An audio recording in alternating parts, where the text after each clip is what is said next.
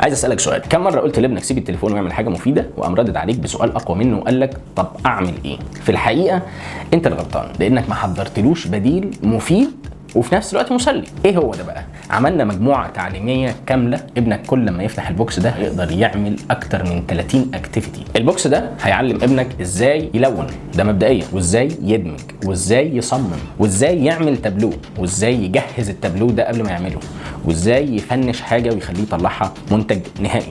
هيخليه يتعلم الحاجات دي كلها من خلال الكورس التعليمي اللي احنا دامجينه مع البوكس ده، وبعد كده هيبدا ينفذ على حاجات كتير قوي واحنا شارحين ده بالتفصيل.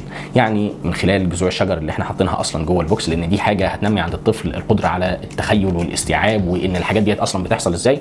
ومن خلال بقى الباكج الالوان اللي احنا حاطينها هتخليه يشتغل على حاجات كتير قوي زي القماش، زي الاطباق، زي الشنط، حاجات كتير قوي يقدر يعملها، زي الصواني والكوسترات، حاجات كتير قوي يقدر ينتجها من خلال البوكس ده. الفكره ان هو هيبقى معاه ماتيريال ومعاه كورس بيشرح له ازاي يستغل الماتيريال ديت افضل استخدام ممكن، وجوه البوكس ده هتلاقي كتيب بيشرح لك انت ازاي تساعد ابنك بحيث ان انت تبقى بتشاركه دوت هو مستمتع وانت بتفيده بطريقه غير مباشره. لو عايز تطلب بقى المجموعه دي اللي هي مجموعه لك ولطفلك، الكورس والبوكس والكتيب، تقدر تبعت لنا رساله على الواتساب او على الويب سايت او على الفيسبوك، وهتلاقي الاوردر وصل لك لحد باب البيت.